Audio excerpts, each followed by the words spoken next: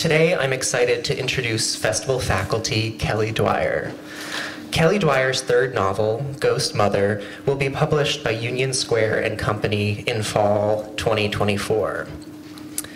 Kelly taught in the University of Wisconsin system for 15 years, as well as the Iowa Summer Writing Festival for over 25 years.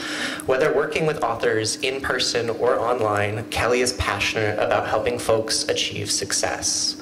A graduate of the Iowa Writers Workshop and Oberlin College, Kelly grew up in San Pedro, California, and now divides her time between Madison and Los Angeles. Kelly also writes flash fiction and plays, which have been performed in New York, Boston, and Glasgow. She didn't include this last bit in her official bio, but she possesses an otherworldly ability to make emails exciting? Speaking of which, whenever I think of publishing, or rather the career side of writing, excitement isn't exactly the first word I jump to. However, after corresponding with Kelly, after perusing her website and reading her work and seeing a picture of her waving a sign at the writer's strike while wearing just the biggest smile, I felt something kind of like hope. Life is too important to be taken seriously, Kelly writes on her website, quoting Oscar Wilde, which is why I thought she'd be the perfect voice to start off our week. Her expertise is tempered, but never jaded. It's playful and yet rigorous all the same. She's a welcoming soul in an industry that, unfortunately, seems nebulous, daunting, and secretive. And I wish more people, not just publishers, shared her openness to life. I'll refrain from piling on more compliments because selfishly, I want to sit down with my own notepad. So without further ado, please welcome Kelly Dwyer. Thank you so much. Thank you, Mason. I really appreciate that, and I appreciate all of you being here. Oh, there, the mic kicked in. Great. It's so great to have you here in this room and on campus to see everyone in person. I've been teaching over Zoom through the University of Iowa Summer Writing Festival, and I'll continue to do that, but there's just such a great energy to being all together in person, so thank you so much for coming and attending the festival. Today we're talking about prepping for publication. This is my pug Rosie. She lived for 13 years and died last year, and unfortunately she never got her novel published, but she wasn't very good at the keyboard, so I don't think that should deter you. Today, oops, it was working a minute ago. There we go. Today we'll discuss why and why not to publish, suggestions for submitting short writing, poems, stories, and flash, today's publishing trends, AI in writing and publishing, my publication experience, how and where to submit your novel or memoir, query letters and synopses, self-publishing your novel or memoir, and when I asked my 21-year-old daughter, if you were going to a presentation on publishing, what would you want to know about? And she said money. So that's there too. Time for questions and tips from you. I'll break us up during the presentation to ask for questions, but we'll also have plenty of time at the end. Why to publish? You want readers. We're all cave people sitting around the fire telling stories, and we want an audience. You want to get rid of your manuscript. Margaret Atwood says there are two ways to be done with a work of writing. One is to throw it away, but that's not very effective because you can always retrieve it, and the other is to publish it. You want to see your name in a magazine or book as an accomplishment, and money. Maybe not a realistic reason, but here's hoping, right? Why not to publish? Your manuscript might be very personal. You're simply writing for self-expression. You'd rather not deal with rejections. And I just want to note that either way, you're a writer. A runner is someone who runs, not someone who finishes first in the New York City Marathon, and a writer is someone who writes. So you're here, you're a writer. Congratulations already. First we'll start with tips for shorter submissions, flash, poetry, stories. The first step is to study literary magazines and decide which is the best fit for your piece. Every magazine is different and they want different things. What sort of acceptance rate are you searching for? Competitive, generous, or in between? We'll talk more about that in a minute. Some literary magazines and contests charge a reading fee, so you need to decide if you want to spend money on submitting or how much. For me personally, I've spent $2 or $3 on a reading fee because I feel that's fair. Someone is taking the time to read my work and it's good for the magazine. One time I spent $25 to submit a play, but 3 writers gave me, I think it was about 3 single-space pages of notes each. So I thought that was fair compensation. I got great feedback from professionals. Otherwise, I personally wouldn't spend that much to just enter a contest. But it's up to you what you want to do. Just make sure wherever you're sending money, it's legitimate. When you decide which magazines are right for you, be sure to go to their websites and follow their submission guidelines.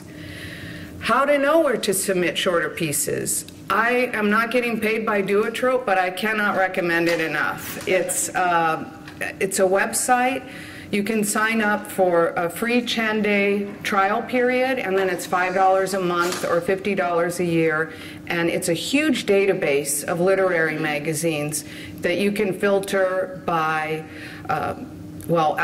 alphabetical, by word count, by acceptance rate. So if you're maybe far along in your writing career and you want a very prestigious magazine with a 1% acceptance rate, you can find that there. If you're just starting out and you think, I want more of a 50-50 chance, you can look at magazines that have 50% acceptance rate, and there are even some that have 80%.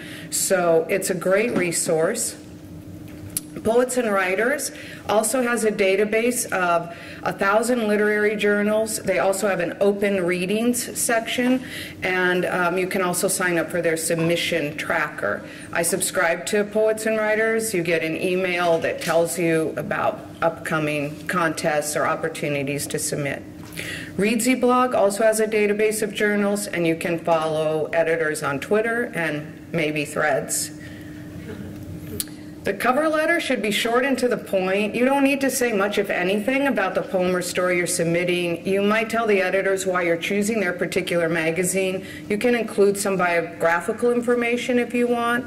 If you studied English or creative writing in school, you might include that. If you studied astronomy and you're writing sci-fi, you might include that. You can also mention that you've taken courses at the Iowa Summer Writing Festival. So here's a sample cover. This is adapted from Gotham. Dear first name, last name. I think that it's a good idea not to say Mr. or Ms. because we don't necessarily know how a person identifies from their name. So Joe Brown, Joanne Brown. Submitted for your consideration is The Misfits of Greenwood, a short story at 2,000 words. Ha Ha Magazine is a publication that values humor, an element I hope you enjoy in this story. I've taken many creative workshops, or I've attended the University of Iowa Summer Writing Festival. Thank you for your consideration. Short and to the point. In terms of the response, don't be discouraged upon receiving rejections. F. Scott Fitzgerald used to wallpaper his room with rejection slips, seeing them as inspiration and a badge of honor, and everyone gets rejected. It's a part of the process. You'll probably receive a form letter rejection. If you receive a personal note asking you to revise or submit again, seize the opportunity and do so. That person is sincere. They don't write that to everyone. Know that just completing a story or poem is a wonderful accomplishment. But if you do receive an acceptance, celebrate. That's a special achievement. And if your writing gets published, please let me and the festival know. We want to brag about your success.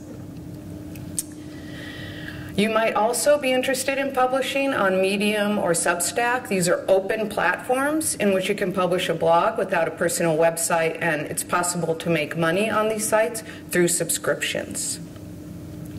Okay, before we move on to novel or memoir, does anyone have any questions about submitting shorter works? Yes? But Amazon also has a self-publishing Is that for novels only, or is that for shorter pieces as well?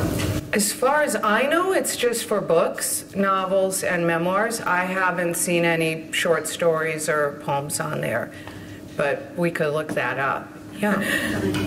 What sort of protection in terms of ideas or intellectual property, I guess, are afforded by doing one of these online shorter formats? Oh, that's a good question. Well, I know that you can copyright your work on some level just by using the copyright tag, but I think you would need to talk to a lawyer about, any kind of more protection than that. I think that's a good question because unfortunately there are people out there who could take ideas or pieces. I know someone that happened to with a screenplay, but I haven't had that experience with poems or short stories, but it's good to be cautious, yeah. Okay. Real quick, could you go back to the last slide? So Medium and Substack are two forms that offer writers the opportunity to create an account and submit, not even submit, just post poems, short stories, articles, essays, personal blogs without having a website. And it's very easy to sign up. It doesn't cost anything unless you want to subscribe to other people's. Some material is subscription only. Okay, now we're moving on to my publication story as a segue into novels and memoirs, as a segue into books. I should mention that the one form I'm not talking about today is the nonfiction book proposal. I don't know anything about that. I'm sure there are people here could help you with that, and I just didn't. I just wanted to focus on things that I've experienced due to time constraints. I'll start with my publication story before we talk about your novels and memoirs. As Mason said, I'm in the middle of the publication process for my third novel. This doesn't make me an expert on publication, but it makes me an expert on my own experience. Thoreau says I wouldn't talk about myself so much if it wasn't the subject I knew the most about. My first two books were published pretty soon right after graduate school here at the workshop, and while I sometimes feel like that was just a few years ago, it was not. So with my latest novel, Ghost Mother, in some ways I was starting over again. However, I did have the same agent from so many years ago, and the thing I like best about my agent is that he's an astute business person and a careful reader of literature. So he's able to talk to me about strategy and themes, and that was really important to me. So when you do have an offer from an agent, you're interviewing them as much as they're interviewing you. Make sure you find a good fit. Ghost Mother is a psychological ghost story about a woman who moves into a house that she feels might be haunted. The question of the novel is the same as in The Turn of the Screw. Is the house really haunted, or is the protagonist losing touch with reality? Most of the book takes place in the present, but there's a backstory about the circus family who lived and died in the house, a story that Lily investigates to find out if the house might really be haunted or if she's going crazy. When I first sent my agent the manuscript, he loved the present story but had real problems with the backstory. So I spent a year revising the backstory, sent it to him again, and he had the same problems. So the path was not smooth in that sense. I think it was at that point, or maybe when I first sent him the manuscript, he said, I don't really like ghost stories, so if I'm not the right representative for you, we can find someone else in the agency to represent you. And I said, no, I want to keep making it better, and I want to make it so that people who don't like ghost stories like this book. So I kept working on it for another year, and got the backstory down, and this time my agent said, okay, you nailed it, let's send it out. He began sending it to editors last November, and December we had two offers, one from the publishing house at Barnes & Noble called Union Square and Company, and that was the one that we chose. When I first published my first 2 books many years ago, the editing process was very hands-on. I worked with my editor, I worked with her assistant, and I had a couple of weeks of 16-hour days with a copy editor. This editor, I don't know if it's because the publishing industry has changed or it's just this editor's style. She has been in the business for a long time, but she is just much more hands-off. So she gave me some notes, and I've really just been figuring out how to implement them by myself or with the help of a couple of friends or with my agent. The other thing that really helped me was the letters that we got from the publishing houses that passed on the book. At my request, my agent sent me those. You can opt out not to see those if that sort of thing bothers you, but I found it very helpful. I took all of the comments and sort of dismissed outlier comments and then tried to find patterns and themes and see if that would help me in the revision process. In this book, one common comment was it doesn't have the major twists of contemporary thrillers nowadays like Alice Feeney, and that really surprised me because I did not know I was writing a thriller. I thought I was writing like a classic literary ghost story with character development and a murder mystery. So first I was like, okay, I need a major twist at the end, and then I realized that was not going to work for this book. And those sorts of twists need to really be implanted at page 1. But I did think, well, what I could do in taking these comments and adapting them to fit my needs, I thought maybe I could take the twist I have and make sure it lands harder. So that's how I took those comments and helped revise my novel. I'm just mentioning all this because if you get rejected and you get notes, don't get discouraged. The notes are either going to be irrelevant or they're going to be helpful. Try to see it that way as a learning experience, and I think it'll be a good experience. I know that many people have the impression that you need to have a huge social media following to publish books, and that if you don't, people won't even look at your manuscript. I can't speak on this subject in terms of memoir. I don't know if that's the case with memoirists, but from my experience, that wasn't the case. I don't have a huge social media following. I am on all of the social media websites, but I don't have a huge following, and nobody ever mentioned that. No one ever talked to my agent about that. No one ever asked me about that. Of course, they could have looked it up, but if they saw that I didn't have 1 million followers, it didn't seem to deter anything. And after my contract was signed, then the publicity department asked me for all my social media handles for marketing, but it wasn't really a part of the publication process. My money is coming in 3 parts to get to my daughter's question. One I already received upon signing the contract. I'll get the second third when I turn in the finished version, and the last third will come upon publication. My agent takes 15% of that, a percentage which is very well spent, and because when you write a book, it's self-employment tax. Uncle Sam takes a very big chunk of that, and whether that's well spent, I'll let you decide. I don't have a comment. I don't think there are pros and cons. The advance is an advance against royalty payment, by the way. So if you get an advance of $100, you need to make $100 and then start getting royalty money. For traditionally published books, that royalty money is about 10 to 15% per book, and I'll talk about self-publishing later.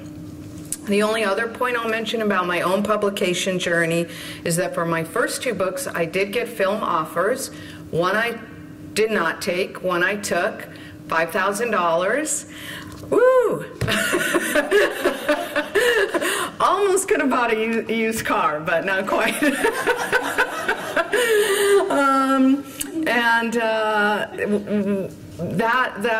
deal was made through my literary agency, but this time I have an actual Hollywood film agent.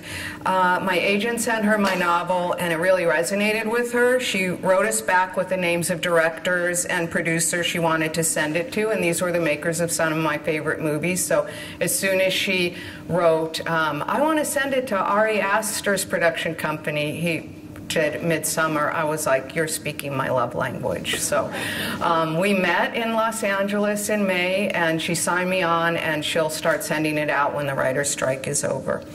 I'm not holding my breath, though, because I think a lot of these offers get made, then they revert back to the writer after 3 years, usually, whatever's in the contract, if the movie isn't made.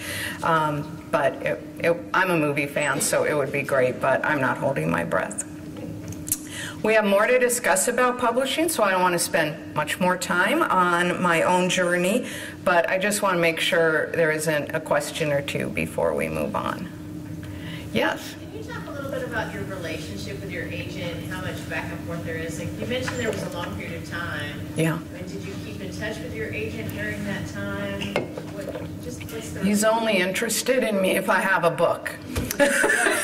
He doesn't want to know about, oh, here are my travel pictures, you know.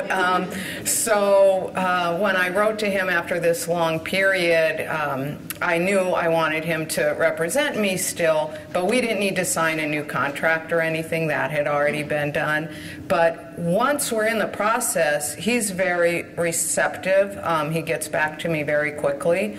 But if it's not about that, then there were long periods where we didn't talk, yeah. He's in New York and I'm not, so that could be something too. Yeah. You mentioned an advance against royalties. Yeah. Is there a way, once you're starting to publish, to check like how many books are being sold or? Yes. I'm not sure how that works, but I think it's a quarterly statement that the publisher sends you. I don't know if there's a way to check like hourly or daily, except by except by going on Amazon and seeing how your book is doing, which I don't know if I recommend that, but it sounds a little stressful. But I don't think the publisher would update you more than that, because when books get returned, that doesn't count. So, you know, if people buy a book and then return it, that doesn't count in your royalties. So I think they need to wait and make sure. Anything else before we move on? Okay. These are general trends in book publishing. The U.S. book industry made $28 billion in revenue in 2022, including self-published and commercially published. Over 4 million new books were published in 2022. Why can't we be one of them, right? Seem like pretty good odds. Romance is the most popular genre of books sold in the U.S., achieving over 32 million print copies. Total U.S. book sales hit almost 800 million units in 2022 across all print sales.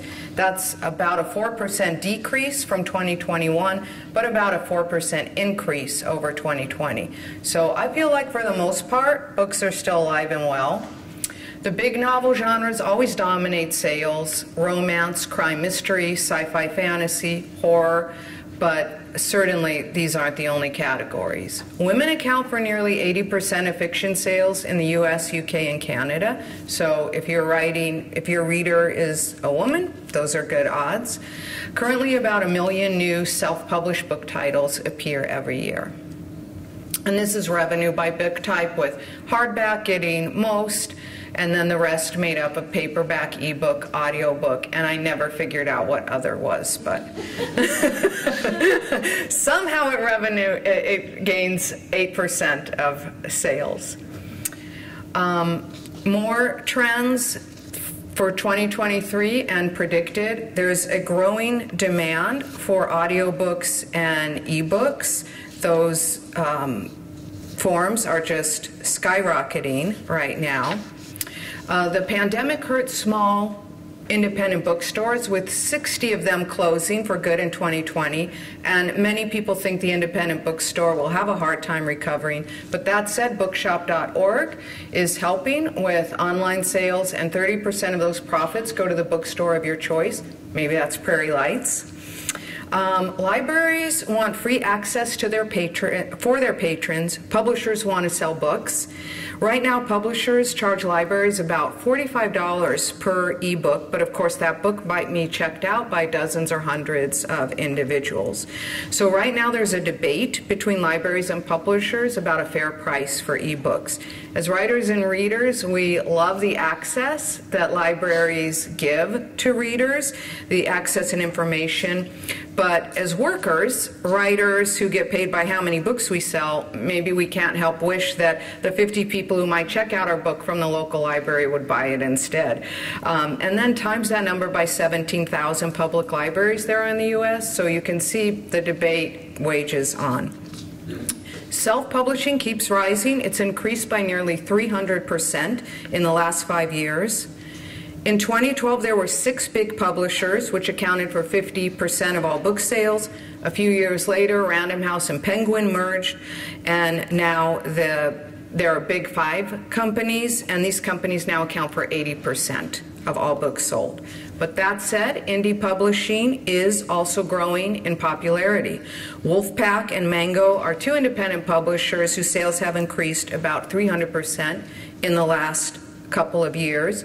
And there are increasing calls for diversity, both in terms of subject matter, in terms of writers, and in staff at publishing houses. Technology, including AI, is shifting the industry. I downloaded a chat GPT app and wrote a few sentences and then asked the program for help just to see what it was like. And the program wrote 2 sentences in my scene, and they were the worst sentences I've ever read, which was quite gratifying. They made my first-year composition students' writing look like Shakespeare.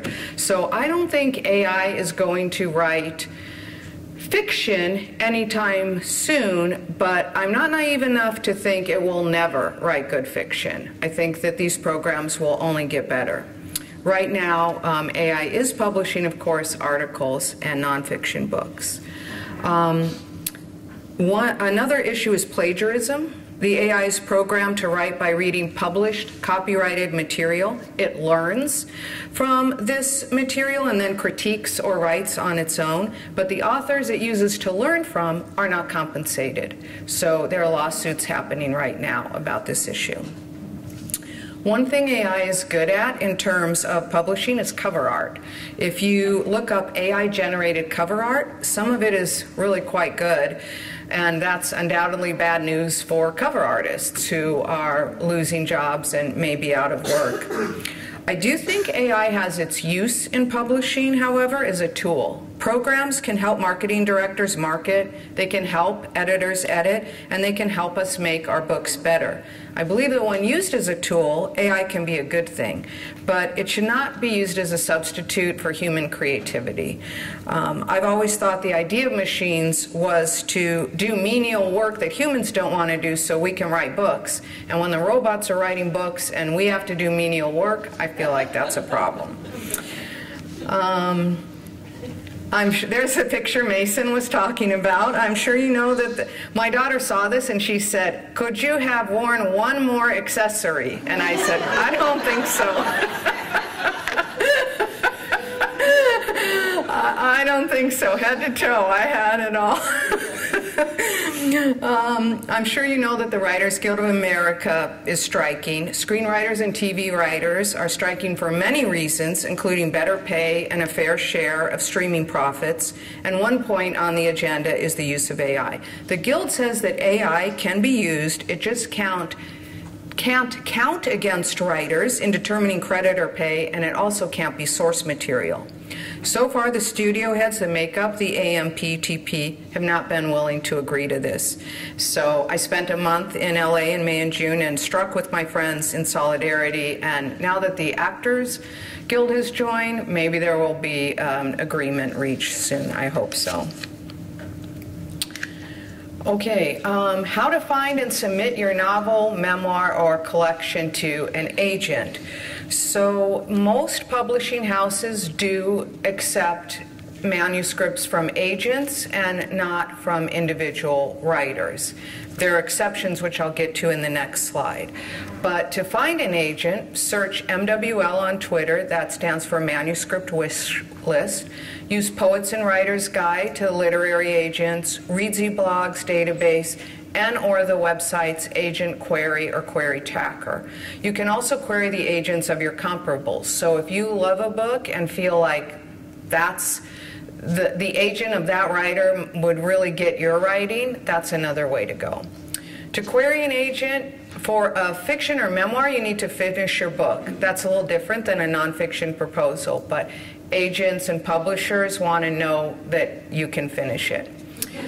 Follow the agent's instructions on their websites. Every agent wants something different. Personalize your query letter. Why are you writing to this agent in particular? And follow up once, not 20 times, in about 4 to 6 weeks.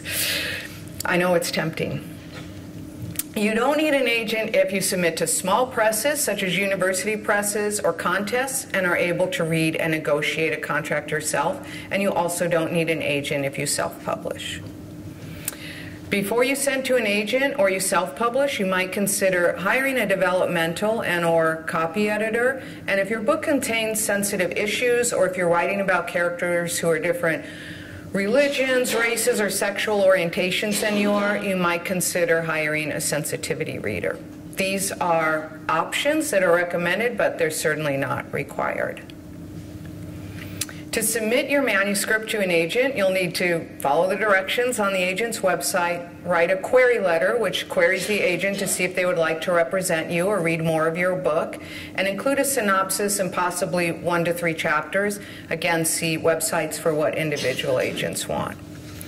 The art of the query letter. Oops, start, not star. Star too, I guess, by grabbing the agent's attention.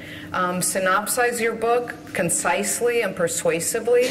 Introduce your background and credentials. Show there's a market for your book and provide comp titles. I had a student last weekend who said, my book is Lord of the Rings meets Peaky Blinders.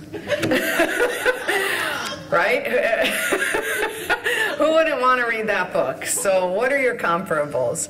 And then tailor your query to each agent. So you can send out simultaneous submissions, but I recommend for each one you say, I'm writing you because I read your interview in Poets and Writers, I saw you were accepting new books, and the books you represent seem like they fit well with me. Or I know you represent so-and-so, they're a great inspiration to me, so I'm hoping you'll like my book too. Something particular.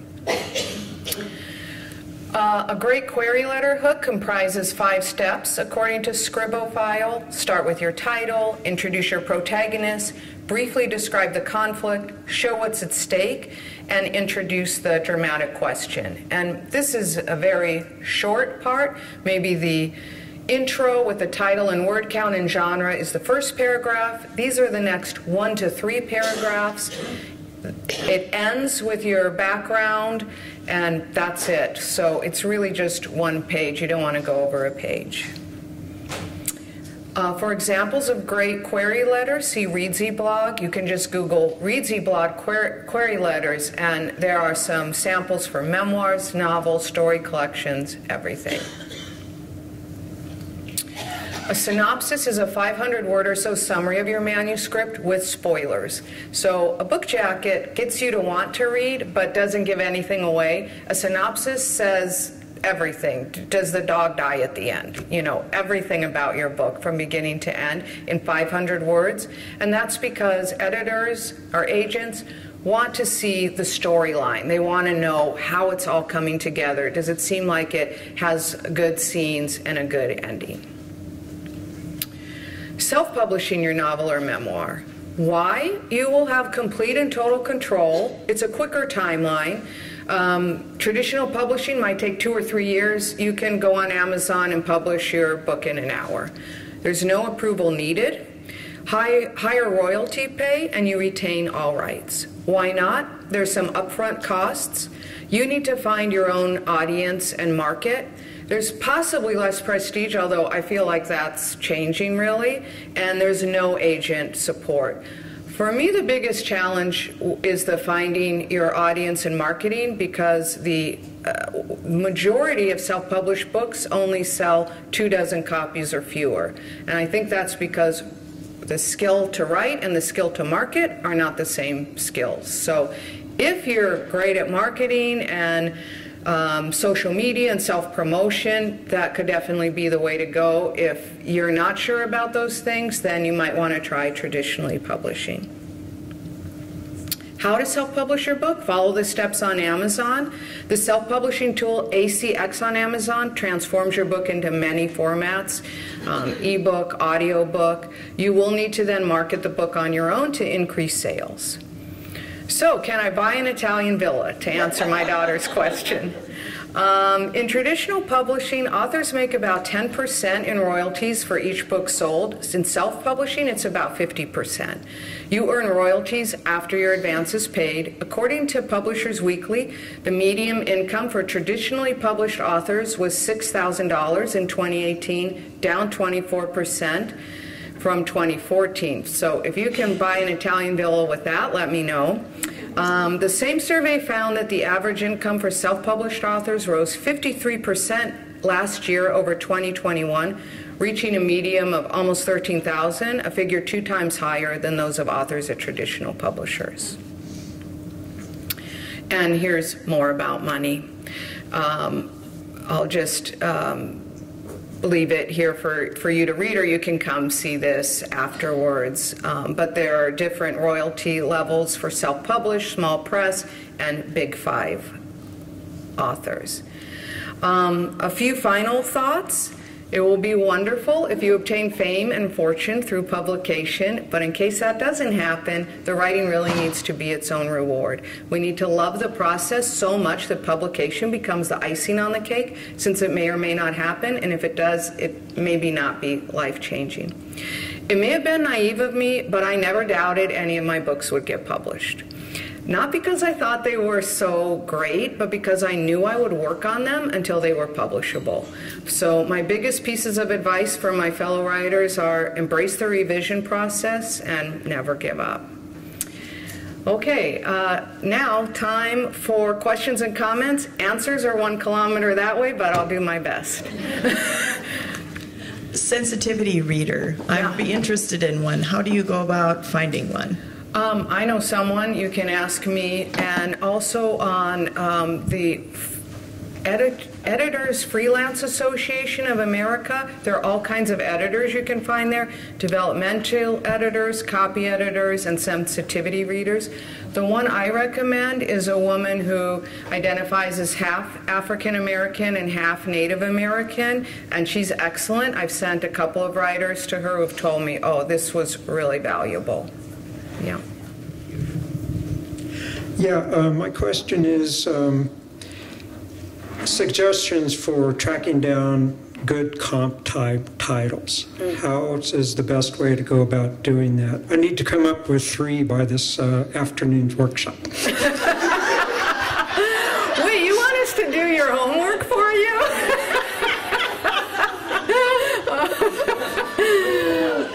Well, we love a collaborative experience, so thank you for asking. I read a lot of, while I'm writing, I read books that are similar to mine, so I get inspiration or sometimes great confidence, like, I think I could do better than that. And sometimes it's like, wow, that's so good, I'm so inspired. So for my book, I just read haunted house books, ghost stories, like Googling those, haunted house books, ghost story books. So if you're writing a literary fiction with maybe like about a marriage or something, you can just Google stories about marriage or something. Good luck. We won't tell your instructor. If you do go the self-publishing route, can those also be made into audiobooks? Is there a free audiobooks kind of thing? Yes, a robot reads your work. But I'm half kidding. If you go on AXC, it's a Amazon link, and you'll find that you can put it into any format there, print book, ebook, and audiobook. And I think the default is that it's narrated by a robot, which I think is less expensive than a human. But if you want to pay a human to do it, I think you would just follow the steps. But I definitely recommend it. Only 1% of self-published books are on audiobook, and it seems like that's really an untapped opportunity because audiobooks are so popular now. They're increasing in popularity. So I'm always listening to a book as well as reading a book. So I think it's great for self-published authors to use that form. I just have a quick question. Yeah. On film rights, because that's an interesting concept. Yeah. How does it actually work? So does it work similar to when you have an agent for the book? So basically your agent finds different offers and then you negotiate and you pick the best one so that when you sell those rights, basically you know what you're getting? I mean, your mouth to God's ears, as Grandma would say, that you would get all these multiple offers. That didn't happen to me. I had one offer for both of my previous books, and the first one, the person who wanted to buy my manuscript was just so effusive, and she called me directly, which isn't supposed to be done, and I got off the phone and said to my husband, "We're going to be rich." But then she made a very low offer, and there were other complications. When you sign your film rights, unless you're a big name, you're just signing everything away, and they can do what they want to with the book. So I didn't have faith that this person would make the movie in terms of my vision. In the second book, a director, my agent sent it, or someone at my agent's agency sent it out, and a director who seemed like had a vision that would work with me wanted to buy it. I got that one offer, as I said, for $5,000. A movie wasn't made, big surprise, and in 3 years, the rights reverted back to me. This time, having a film agent, I think there might be more like multiple submissions, and I just don't know that idea of like everyone is fighting for your manuscript that would be as the kids say, awesome, but but I just don't know that that's going to happen. It's so expensive to make a movie. It's so time consuming, and often the directors or producers have their own vision. Like one of my favorite directors just creates his own screenplays. So once you do that, you basically lose any creative control over how that ends up? I think it depends on the contract. So your agent can negotiate a contract in which you have some creative control, or if you don't. I told my film agent that I wanted to write the screenplay, and she asked me if it was a deal breaker, and I said no. Because I don't think I'm in the position to say, I will write the screenplay or else. Or else the movie will not be made. I think they would be like, okay, we're not going to make the movie. That could be a result of that. So obviously I don't have a contract right now. The first time that I did sell my film rights, I wasn't involved in the process. Yeah. Thank you. Yeah, thank you, Sunita. Okay, well, everyone, let's give Kelly a big round of applause. Thank you so much, Kelly.